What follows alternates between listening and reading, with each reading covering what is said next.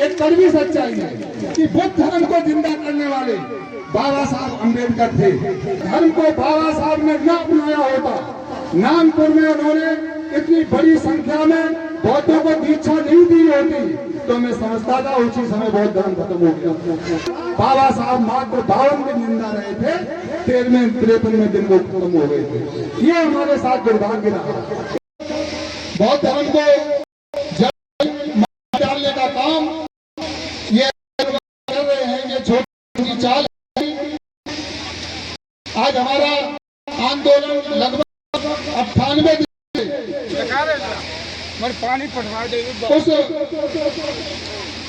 बौद्ध को भगवान बुद्ध ने ज्ञान की प्राप्ति की थी, उसको याद करने के लिए, उस बौद्धों को हाथ में सौंपने के लिए जो हमारे बौद्ध द्वारा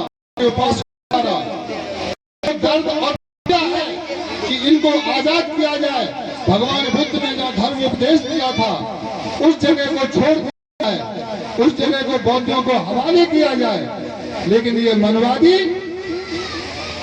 मात्र लालच के लिए, लालच क्या है कि जहां भी बौद्ध मठ हैं, चाहे वो बौद्ध गया हो, चाहे सारनाथ हो, चाहे कौशाम्बी हो, चाहे संकसा हो, चाहे बैरंजा हो, हर जगह विदेशी और हमारे धर्म में आस्था रखने वाले लोग, भगवान बुद्ध में आस्था रखने वाले लोग विदेशों से चलकर आते हैं। वो यहाँ बुद्ध की धरती मानते हैं, यहाँ आके बहुत बड़ी डोनेशन, बहुत बड़ा फंड देते हैं।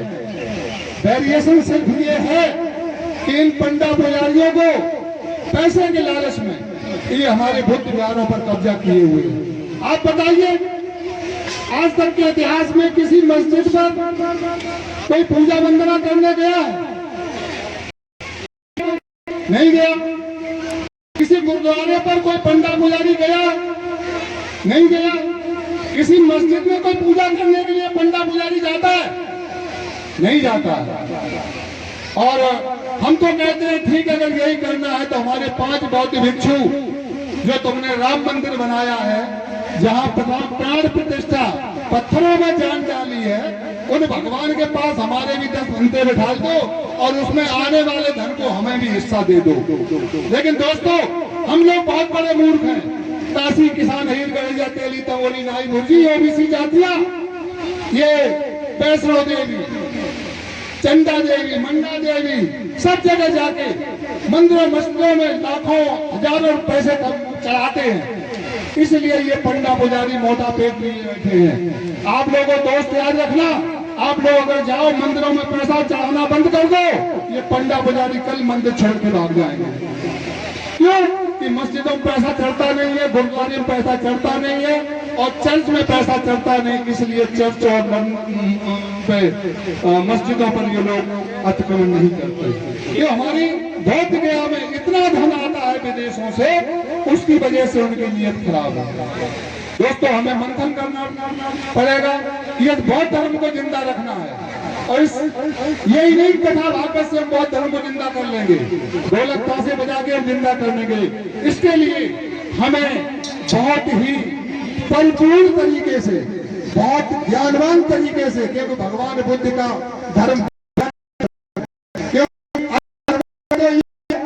कि वो मूर्ख हो गए, उसने बाण मार दिया, नाच आए, पानी का छिड़का लिया, वो खड़े हो गए। जैसे हमारे यहाँ शाखा का वो आता है, वो अपने बच्चे की भीख मांगने के लिए भगवान बुद्ध के दरबार में जाती है। भगवान बुद्ध उससे कहते हैं कि हम जिंदा तो नहीं कर सकते हैं, लेकिन अगर तू चावल किसी घर से ऐसे से ले आ जहाँ किसी की मौत न हुई हो तो तेरा पिता जिंदा हो जाएगा। दोस्तों, यही वैज्ञानिक धर्म है।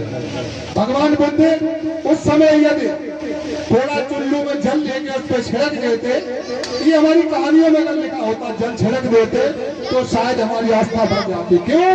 कि अंधविश्वास और भय और लालच ही हमारे इन समाजों को गर्त में लिए जा रहा है। आप लोगों को सोचना पड़ेगा देखिए मैं ज्यादा नहीं बोलूंगा, हो सकता है कि आप लोगों को हमारी बात बहुत अच्छी ना लग रही हो, कुछ लोगों को चुभ रही हो, क्योंकि ऐसा होता है। हर व्यक्ति की बात हर एक को अच्छी नहीं लगती है। आपके दिल में मेरे लिए क्या है मुझे नहीं पता, लेकिन मेरे दिल में आपके लिए क्या है, मैं क्या कहना चाहता हूँ, मैं आपको क्या समझाना चाहता हूँ, मैं इस आपके दिमाग की बत्ती जलाने के लिए कौन कौन शब्दों का इस्तेमाल करना चाहता हूँ, इन शब्दों पे आप गौर करिए।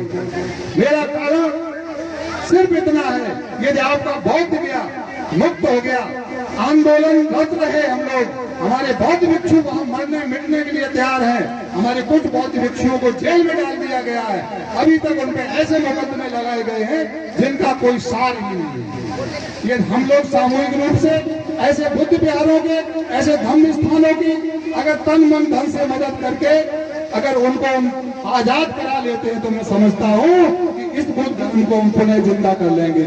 यदि हम लोग इसमें पीछे रहे तो फिर हम लोग कुछ नहीं कर सकते, क्योंकि एक कड़वी सच्चाई है कि बुद्ध धर्म को जिंदा करने वाले बाबा साहब अम्बेडकर थे, जिन लोगों को आप लोग पचा नहीं पा रहे। अगर भगवान बुद्ध के धर्म को बाबा साहब ने न अपनाया होता, नागपुर में उन्होंने इतनी बड़ी संख्या में बौद्धों को दीक्षा नहीं दी होती, तो मैं समझता था उसी समय बौद्ध धर्म खत्म हो गया। लेकिन दुर्भाग्य कि भगवान बुद्ध के धर्म की दीक्षा लेने के बाद बाबा साहब मात्र 52 दिन जिंदा रहे थे, 53वें दिन वो खत्म हो गए थे। ये हमारे साथ दुर्भाग्य रहा, इसलिए बुद्ध धर्म को तय दिल से प्रचार प्रसार नहीं कर पाए। तो मैं अंत में अपनी बात को यहीं पे समाप्त करता हूँ, क्योंकि आप लोग कथा सुनने आए हैं, तो बहुत बहुत आपके लिए साधुवाद। और इस धर्म के काम में, इस धम्म के काम में, बौद्ध धर्म को आगे बढ़ाने के लिए आप लोग तन मन धन से काम करें और इसमें आस्था रखें। भय और आतंक पाखंड से दूर रहकर सिर्फ एक ही रास्ता है, वो बुद्ध का रास्ता है, वो धम्म का रास्ता है। इसलिए बुद्ध धर्म को